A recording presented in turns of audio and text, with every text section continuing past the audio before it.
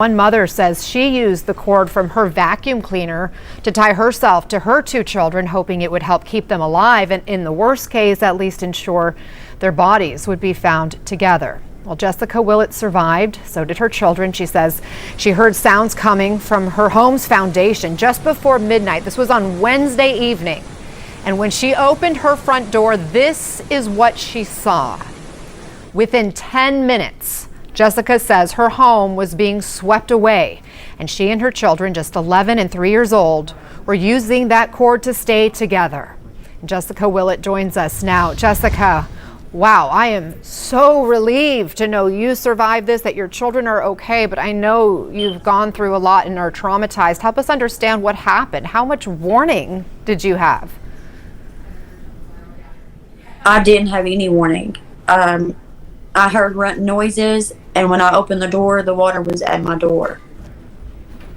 So you didn't even know that the flooding had begun at that point? It just happened that quick? And then what went through your mind? What did you do next? The first thing that went through my mind is that I didn't know if we would be swept away or not. And the worst thing that thought was, well, what am I going to do? I've got to try to save my kids.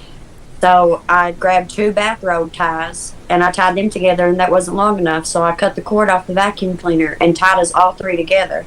So because I thought I could try to save us, or, you know, if we didn't make it, then we could be found all together.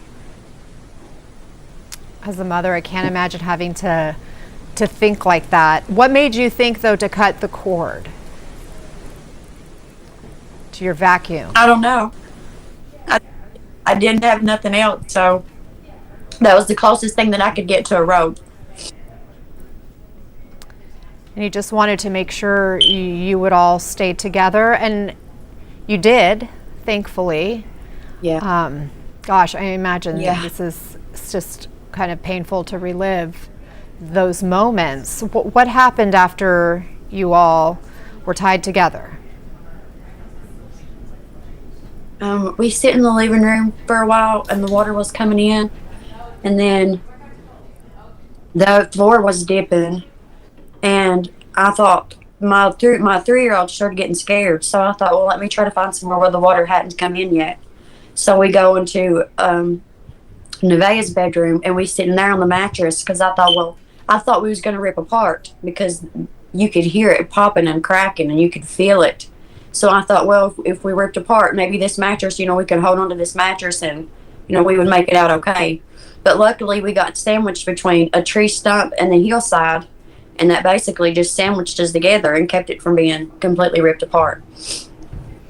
But your house, it lifted from its foundation, right? And it started to go down with the water, and kind of like a river of water that was going by there. Is that typically a creek, or is that usually a roadway? What would normally be where we're seeing in these pictures that water and all of that debris? That's a road. Well, my house sit right in front of the electric pole. And then, but in front of that was a road, and then it was a small creek in front of that. But it swept us off our foundation and down the road about 100 feet or so. When did you actually make it out of the home? I think it was about 3 or 4 or something like that, when I realized that we were stuck on the cliff, and then I could hear mud falling. So I was afraid that a mudslide was going to come. So I thought, let me try to get them out. And then I opened the window in my Isaiah's bedroom and I could see the road. So we climbed out of that. And then I walked about 5 foot.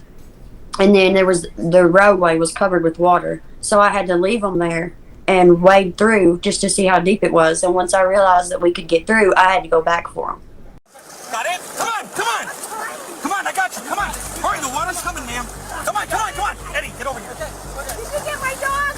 It doesn't matter. Let's go. Come on, ma'am. Ma'am, get up. Get up. What's your... Nobody's going. Come on. Give me your other hand. Give me your other hand. Give me your other hand. I will get your dog. I will get it. Come on. Come on. Come on. Come on. We got to. Remember, I'm slipping. I'm slipping. Whoever. We got you, brother. We got you. Okay. Is somebody else in the vehicle? Get my dog. We'll get your dog. We'll get your dog.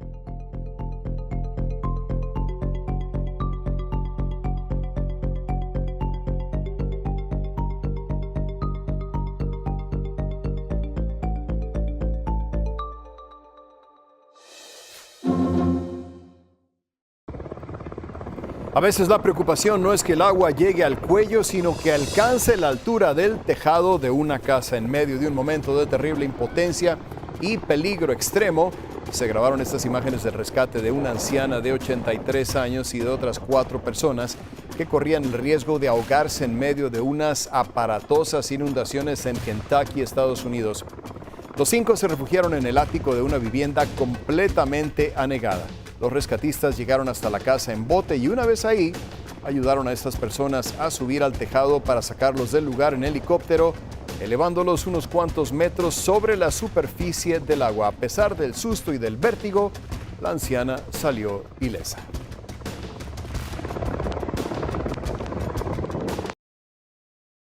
A pesar de que continúa el peligro de nuevas inundaciones en Kentucky, también se están registrando más rescates de personas que llevan días varadas en sus casas debido a las inundaciones. Vean estas imágenes que nos proporcionaron los rescatistas de uno de los condados, donde con un helicóptero ayudan a una octogenaria a salir de su casa para llevarla a un lugar donde pueda recibir tratamiento y simplemente estar a salvo. Pero también escuchemos la fuerza de las lluvias recientes. Esta mujer que grabó con su teléfono la situación fuera de su casa, veamos cómo después en la mañana afortunadamente su casa por poco queda totalmente destrozada, pudieron sobrevivir. Dice que ella tomó medidas que creyó necesarias, no solamente para salvar la vida de sus hijos, sino para mantener a su familia unida. The first thing that went through my mind is that I didn't know. Lo primero que me pasó por la mente es que no sabía si nos llevaría la corriente, y lo peor que pensé fue, bueno, ¿qué voy a hacer? Tengo que tratar de salvar a mis hijos. Así que agarré 2 cintillas de batas y los até juntos, y no fue lo suficientemente largo, así que corté el cable de la aspiradora y me até con ellos porque, ya sabes, si no sobrevivíamos, entonces nos encontrarían juntos. Y si bien continúa el número de personas que llegan a albergues, también sus historias son desgarradoras. Personas que reconocen que los rescatistas están poniendo en riesgo sus vidas para salvar a otros.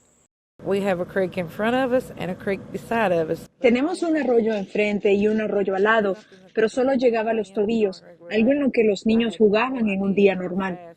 No tenía idea de qué tan rápido y qué tan profundo llegaría.